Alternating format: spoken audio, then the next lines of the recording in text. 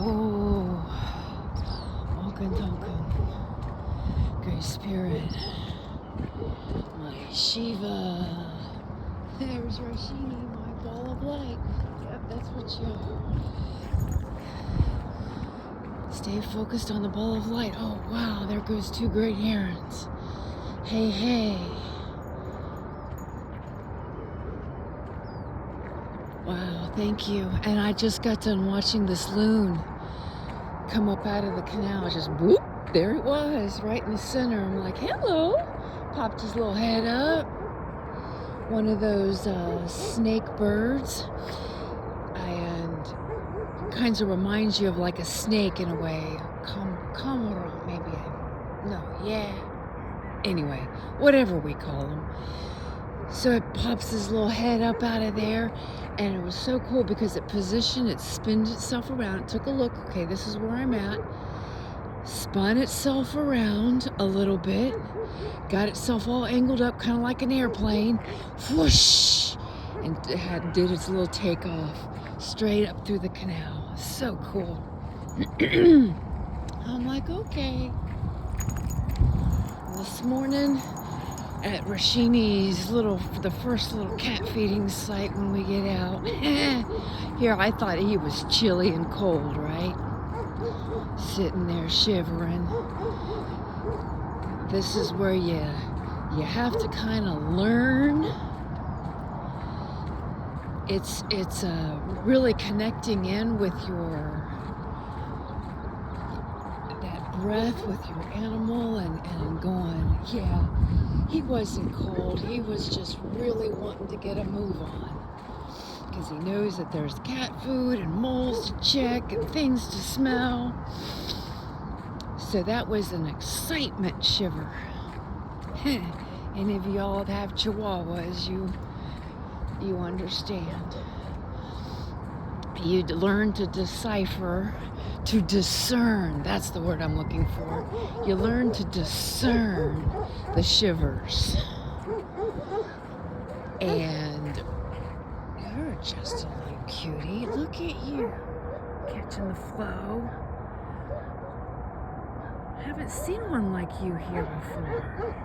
You got white wings, red eyes, a whitish bill. Wow. You're gorgeous. Are you here by yourself? Got any other buddies? Yeah.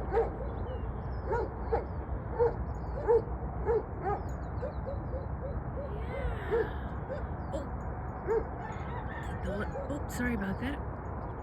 I was watching the duck, not my phone. Where it was pointing at. He did a little tail spin. He's coming around there to those greens and getting himself some nourishment. Wait a minute. Okay, we got a vehicle coming. Hut. Wait.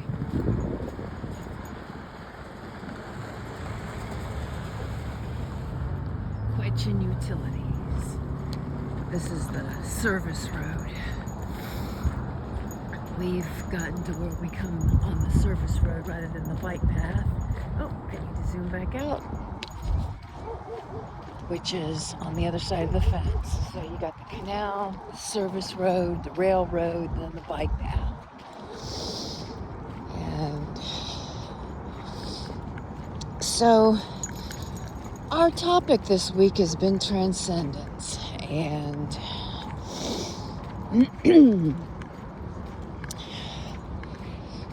what a beautiful, beautiful theme of the week. And a lot of it is, much of what we've been discussing is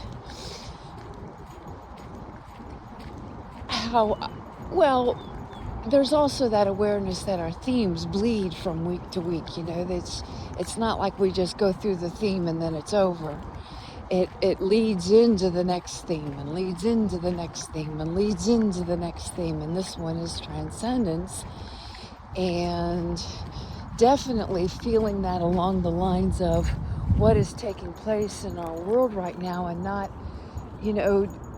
jumping off the cliff onto the whale and getting into the drama, but staying connected to the truth and our breath and what is right in front of us, and keeping that underlying thing of joy. Anyway, yeah, you're over there in Goat Head Land. We could keep going, Chief. This is our warm-up. Come on, get out of Goat Head Land. There you go. You know what you're doing. You're a desert dog. There you go. He's got to check all the holes, though.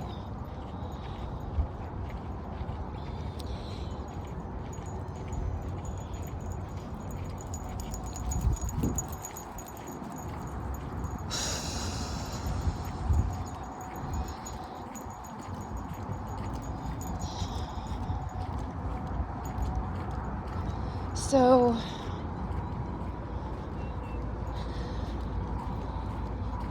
I feel myself, Spirit, these past week. I get started on a journal entry and I just end up going silent.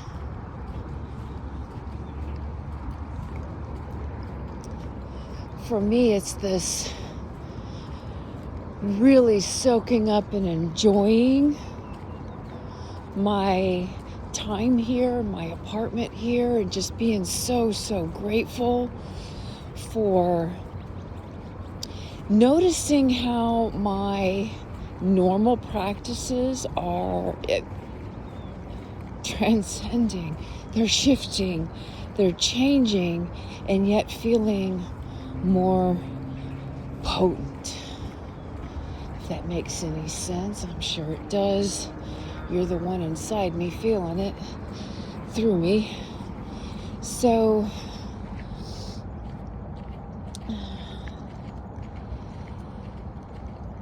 there's this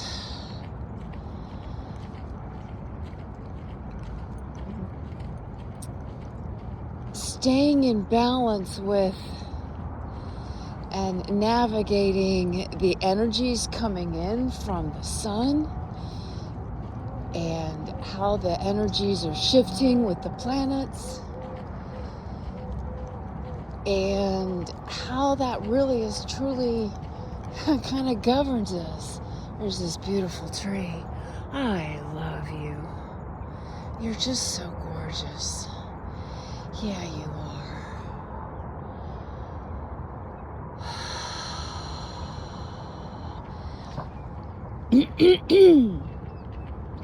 And so it's this beautiful little balance, and taking it back to the self-care. I had so much fun yesterday.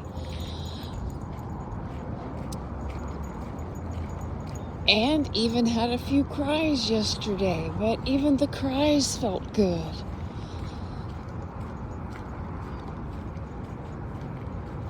I'm really noticing, here we are this week with Transcendence, and then all this stuff coming out with all those other files, with the Epstein files. And then you have this whole situation taking place with ICE and so forth. And going, okay, we can't go into the anger, and remembering how I navigated it, whether it was right or wrong or whatever, but how I navigated transcending my biological family, and I talk a lot about my family, and it's not that I don't love them. Oh my gosh, I love, adore, and honor them. And yet, and so grateful for all that they taught me and showed me, and especially with myself, all the soul work it gave me. we're in that as a collective right here, right now. If we sweep it under the rug, it just keeps manifesting, you know. It's not about changing laws and making people do things. It's about opening up the heart and going, hello, and having that shift in the heart. And that's why they're calling this the warrior era. It's a spiritual peace warrior era, you know. So yeah, I had my cries, I had my tears, but I'm not going to run and hide from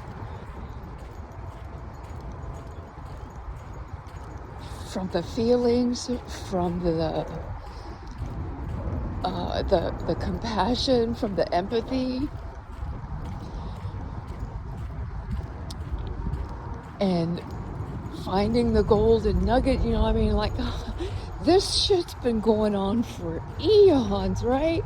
And now it is on a global level, out in the open, going, hello. You know, I remember admiring that when I was in India, you know. When I was in India, I mean, everything's just right out there in the streets. They don't hide nothing. You know, you come to the United States and we pretend that we don't have this and we don't have that. And I remember the Indians saying, oh, you all don't have houseless, you don't have animal cruelty. I'm like, hey, yeah, we do. We have all of these different things. We're just really good at sweeping them under the rug and hiding them and pretending like they're not there. Well, we can't pretend anymore. And I think that's one of the beautiful, beautiful gifts. It's making each and every one of us dive deep down into our souls and going, what is it that we really want? And what is it that we really want to experience? What is really deep down in our hearts?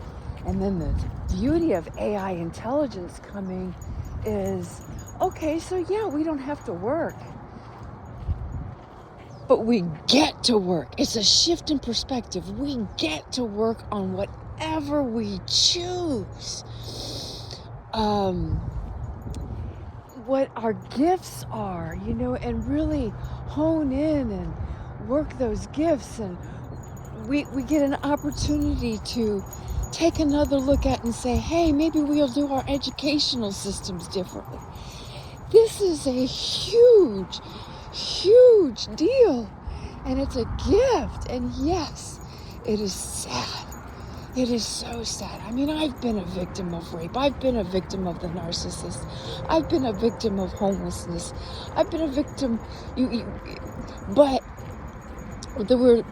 if we really, really get honest, there's no victims. There's only volunteers. And so I am so, so grateful for the volunteers that have been making sacrifices. And I honor them and bless them and say thank you, because we're at that tipping point of the dreams coming true, you know.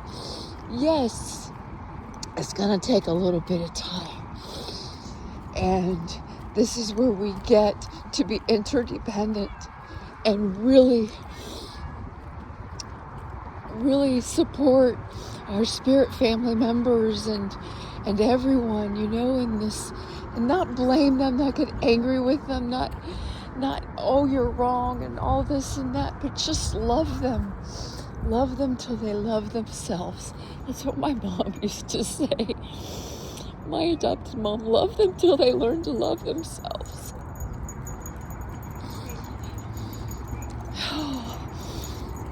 And not easy. It sounds simple, but namaste.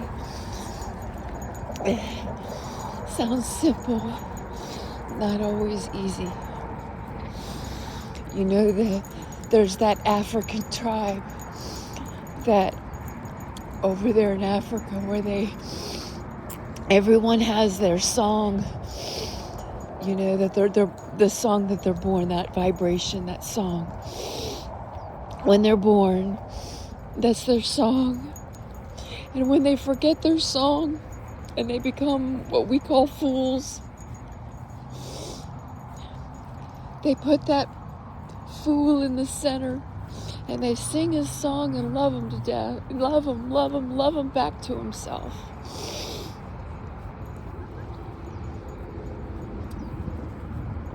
That's what my adopted mom did. My biological mom, I wasn't what she wanted. And so she shunned me and tossed me aside, right? And the rest of the family listened because, you know, she's the, in this, here we'll call it the oligarch. And,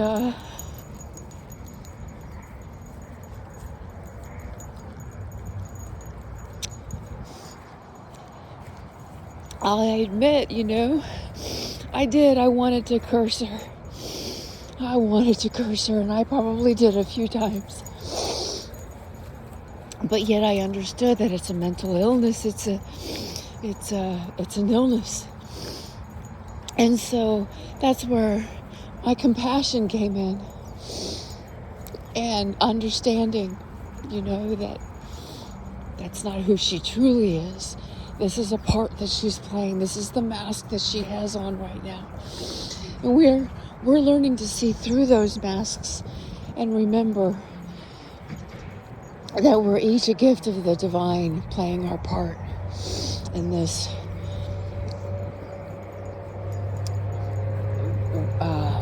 wild orchestration that we've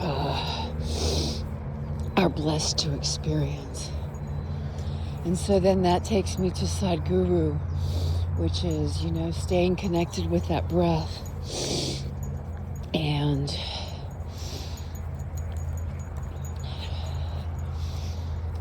breathing, and staying in that place of it's not good, it's not bad, it just is. And to flow along with the waters and allow them to be. Feel the pain, but don't take it to the place of suffering. That's where apathy, and we have turned apathy into a bad word. Apathy is not a bad word, and its original meaning, it is that space of compassion, neutral compassionality type of thing. It's kind of that you're feeling the emotions, you're willing to play your part, but you're not going to drown in them. It's that, one of the sisters says it's that space of, you know, not too happy, not too sad. You're just, it is what it is. Because even the happiest of times, they come and they go. The most terriblest of times, they come and they go. And so if we allow the outside world to control the inside world, we create chaos. But if we allow the inside world to navigate the outside world, we can just be with what is and know that that's not the truth of who we are. It's an experience that we are going through. And that's sometimes not easy to wrap your head around, you know? You can't wrap your head around it. It's impossible. But you can feel your way. You can feel your way. And it all boils down to we are slowed down vibrational beings. The vibration is slowed down to become matter, so to speak. Anyway, wow, where did I go off to? So grateful for having the restart yesterday, full out, except for not getting into the water. I'm not sure if I will get into the water today or not. We'll see when that time comes. But very, very grateful to that resting period. Although I'm still feeling that resting period. It's interesting.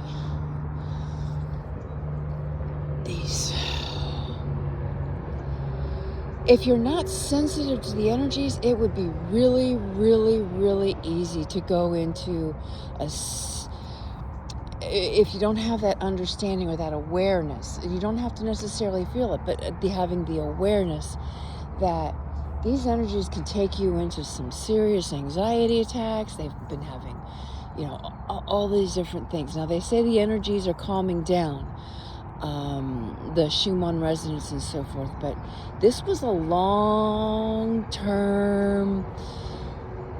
like little roller coaster ride in the past 3 to 5 days. And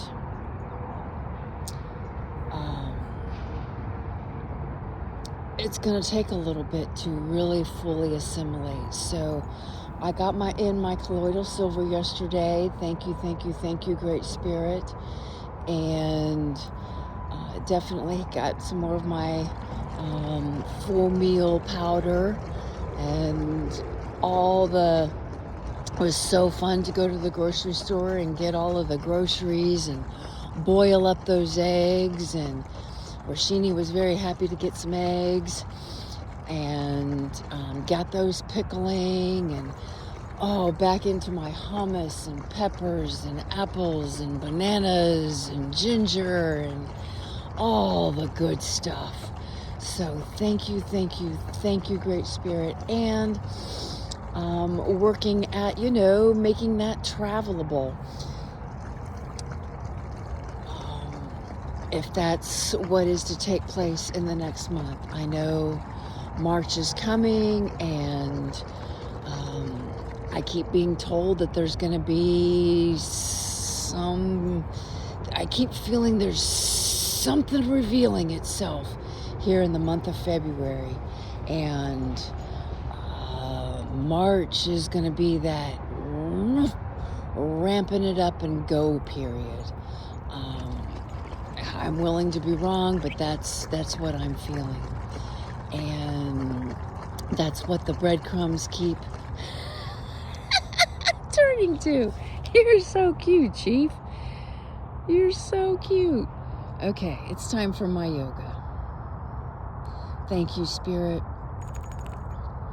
Thank you for this gentle, luring, and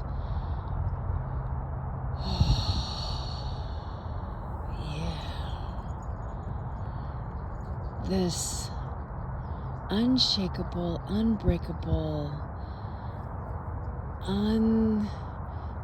there's the 3 U's. Unshakable, unbreakable, untamable. Yeah. Feeling it. Hey.